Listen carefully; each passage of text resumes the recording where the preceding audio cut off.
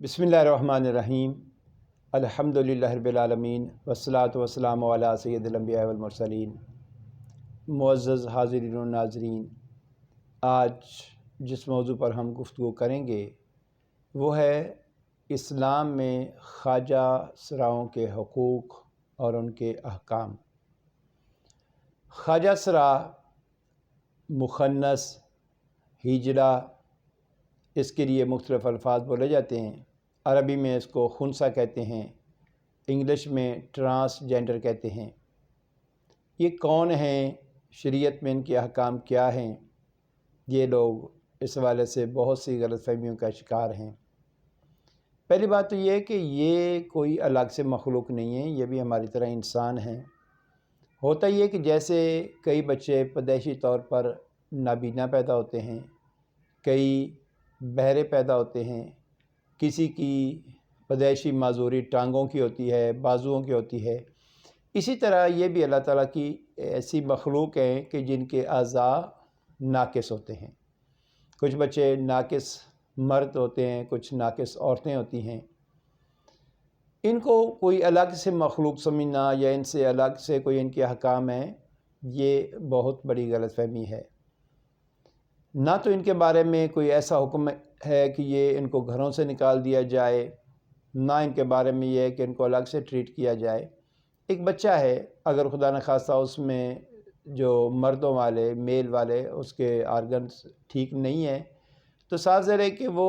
مطلب ہے کہ کوئی انسانیت کی صف سے تو نہیں نکل جاتا۔ تو یہ ہم نے کیوں ان کے بارے میں ایسے تصورات گھڑ لیے ہیں، اور پھر ان بچوں کے ذہنوں میں بھی بٹھایا جاتا ہے کہ ان کا گھروں میں رہنا مناسب نہیں ہے، اور پھر یہ بیچارے جو ہیں ان کو گھروں سے نکال دیا جاتا ہے والدین آر سمجھتے ہوئے۔ ہماری سوسائٹی بھی ان کو قبول نہیں کرتی۔ اب خدا نخواستہ کسی کے گھر میں ایسا بچہ پیدا ہوتا ہے تو خاندان میں اس کے لیے بار بار یہ لفظ کہ فلاں کے گھر یہ ایسا بچہ پیدا ہوا ہے، تو بیچارے بھی والدین تنگ آ کر اس بچے کو کہیں الگ بھیج دیتے ہیں۔ یہ ظلم ہے، زیادتی ہے، اور وہ بچے بیچارے پھر دھکے کھاتے پھرتے ہیں، اور اکثر دیکھا ہے کہ وہ ناچ گانے کے ساتھ منسلک ہو جاتے ہیں، کوئی اور پیشے اختیار کرتے ہیں، اور وہ ایک یعنی ان کے ساتھ اچھا انسانی رویہ نہیں برتا جاتا۔ تو پہلی بات تو یہ ہے کہ اگر مسلمان فیملی میں ایک بچہ پیدا ہوا ہے تو صاف ظاہر ہے کہ اس کی اسلامی طریقے سے تعلیم و تربیت کی جائے، اور وہ بھی مسلمان گھرانے کا فرد ہے۔ اور جس طرح ہم مکلف ہیں، ہم سے جواب طلبی کی جانی ہے، کل کو اس سے بھی جواب طلبی ہونی ہے، وہ بھی اللہ تعالیٰ کا بندہ ہے، اور اس نے بھی اللہ تعالیٰ کے حضور پیش ہونا ہے۔ نماز روزے کے جو احکام ہیں سارے اس کا وہ پابند ہے، تو اس کو گھر سے نکال دینا اور اس کو ایسے لوگوں کے سپرد کر دینا جو پیشہ ور ہوتے ہیں، کئی دفعہ یہ غلط حرکتیں کرتے ہیں، فحش عریانی عام طور پہ کرتے ہیں، بیگنگ کرتے ہیں، اور ان کے الگ سے گھر ہوتے ہیں، الگ سے کئی دفعہ یہ بالکل فیملی سے کٹ آف ہو کے رہتے ہیں، اور انہوں نے خود بھی کچھ ایسے رسم و رواج بنا لیے ہوتے ہیں کہ ان کی وہ مرنے کی رسمیں جی الگ ہیں، ان کی رہنے کی رسمیں الگ ہیں۔ تو یہ غلط تصورات ہیں۔ کم سے کم اسلامی معاشرے میں ایسے تصورات کا خاتمہ ہونا چاہیے۔ ان بچوں کے معاملات، ایک تو میں نے کہا کہ دین کے حوالے سے مسلمان گھرانے میں پیدا ہوا ہے تو جیسے باقی لوگ پابند ہیں، ان کو بھی نماز روزہ پھر قرآن پاک سکھایا جائے اور گھر میں رکھا جائے۔ میکسیمم یہ ہو سکتا ہے کہ یہ شادی کے قابل نہیں ہوتے تو شادی نہ کریں۔ ہماری سوسائٹی میں کئی مرد شادی نہیں کرتے، کئی عورتیں شادی نہیں کرتی ہیں، تو وہ بھی تو گھروں میں رہتے ہیں، تو یہ بھی اپنے والدین کے گھروں میں رہیں، اس میں کیا حرج ہے؟ والدین بھی ان کا خیال رکھیں، بہن بھائی ان کا خیال رکھیں، اور جیسے باقی کئی لوگ شادیاں نہ کر کے بھی اسی فیملی میں سوسائٹی میں رہتے ہیں، یہ بھی اپنی سوسائٹی میں رہ سکتے ہیں۔ گھروں سے نہیں نکالنے چاہیے، کیونکہ گھروں سے نکالنے کی وجہ سے کئی پھر آگے مسائل پیدا ہوتے ہیں، اخلاقی والے سے مسائل پیدا ہوتے ہیں، بیگنگ کر رہے ہوتے ہیں، کئی جرائم پیشہ لوگوں کے ساتھ شامل ہو جاتے ہیں۔ ایک دوسرا، ان کے بارے میں یہ سوال پیدا ہوتا ہے کہ ان کا جنازہ کیسے ہوگا۔ ہاں، یہ ایک بات ہے کہ یا تو یہ مرد کے قریب ہوں گے یا عورت کے قریب ہوں گے۔ صاف ظاہر یہ بالکل تو کوئی ہوائی مخلوق تو نہیں ہے کوئی، کہ اگر مردوں کی طرح ہے لیکن ایک ناقص مرد ہے تو صاف ظاہر ان کو مردوں کی طرح ہی شریعت میں ٹریٹ کیا جائے گا۔ اگر عورتوں کی طرح ہے لیکن کاملاً وہ عورت نہیں ہے، لیکن 90%، 80%، 70% یعنی اس کی شناخت عورت کی قریب قریب ہے، تو اس کو ہمیشہ عورتوں کی طرح سمجھا جائے گا۔ مرد ہے تو مردوں میں اٹھے بیٹھے گا، عورت ہے تو عورتوں میں اٹھے بیٹھے گی، یہ ہو جائے گا۔ اس کے بعد یہ ہوتا ہے کہ وراثت میں ان کو کیا ملے گا۔ وراثت میں اگر یہ مردوں کے قریب ہے تو بالکل اس کو بیٹوں والا حصہ ملے گا، اگر عورتوں کے قریب ہے تو اس کو عورتوں والا حصہ ملے گا۔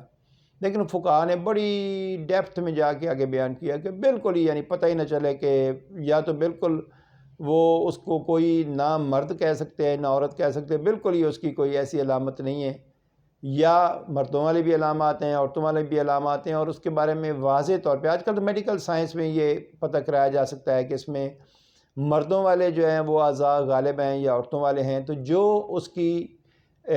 مطلب کنڈیشن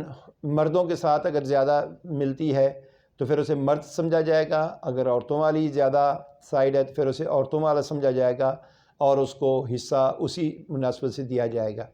لیکن فقہا نے کہا کہ اگر بالکل ہی پتہ نہ چلے تو پھر اس کو بیٹی اور بیٹے کے درمیانی حصہ دیا جائے گا، یعنی اگر بہن بھائی حصہ پاتے ہیں تو بیٹے کو 2 اور بیٹی کو 1 ملتا ہے تو اس کو 1.5 ملے گا، یعنی بیٹے کو 4 بیٹی کو 2 اور اس کو 3 ملیں گے، یعنی بیٹی سے زیادہ اور بیٹے سے کم۔ باقی اس کے معاملات جو ہیں کہ جی صاف ظاہر ہے کہ اس کے ساتھ معاملات شادی بیاہ، صاف ظاہر کہ شادی بیاہ کے تو یہ قابل نہیں ہوتے، لیکن بعض فقہا نے یہ بھی بیان کیا ہے کہ اگر یہ شادی مطلب کوئی ان سے کرنا چاہے، اور مطلب ہے کہ ضروری نہیں ہے کہ یہ 100% عورت یا 100% مرد کی طرح ہوں، اگر مرد یعنی عورت کے قریب قریب ہیں اور ڈاکٹر کہتے ہیں کہ جی یہ شادی کے قابل تو ہے لیکن بچہ نہیں جنم دے سکے گا، تو پھر شادی بھی ہو سکتی ہے، اور اگر جو فریق ان کے ساتھ شادی کرنا چاہتا ہے اگر اسے اعتراض نہ ہو تو وہ بھی شادی کر سکتے ہیں، لیکن جو شریعت نے حدود مقرر کی ہیں اس کے مطابق یعنی رہ کر۔ صاف ظاہر ہے کہ کچھ ان میں مسائل تو یقیناً طبی طور پر میڈیکلی ہوتے ہیں، لیکن ان کو انسانوں کی طرح انسانوں کی صف سے نکال دینا، پاکستان میں ان کے حقوق کے حوالے سے اب کچھ باتیں ہو رہی ہیں کہ ان کو ملازمتوں میں حصہ دیا جائے، تو میں سمجھتا ہوں کہ ان کو تعلیمی ادارے ان کے الگ ہونے چاہیے۔ ایک پچھلے دن میں نے دیکھا کہ ایک بندہ بیچارہ اسی طرح سے جو دھکے کھاتا رہا، آخر میں اسے خیال آیا اور وہ کہیں تبلیغی جماعت کے مطلب گیا ان کے ساتھ، اور اس میں کچھ احساس ہوا، اس نے قرآن پاک پڑھا سیکھا اور بعد میں اس نے مدرسہ بنا لیا ہے۔ اب وہ کہہ رہے تھے کہ جی اس مدرسے میں کوشش ہماری اس میں سارے جو ہے نا وہی بچے پڑھیں گے جو مخنث ہوتے ہیں، خواجہ سراء ہوتے ہیں، کیونکہ یہ بچے جو ہوتے ہیں ان کے ساتھ سوسائٹی ظلم کرتی ہے۔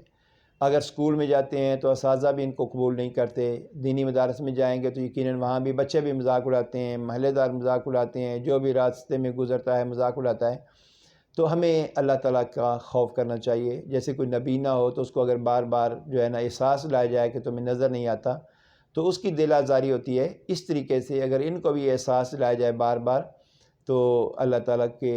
جو لاٹھی بڑی بے آواز چیز سے ڈرنا چاہیے۔ ہم بھی بیمار ہو سکتے ہیں، ہمیں بھی 100 بیماریاں عارضہ لاحق ہو سکتا ہے، تو کسی شخص کی کسی خامی کی وجہ سے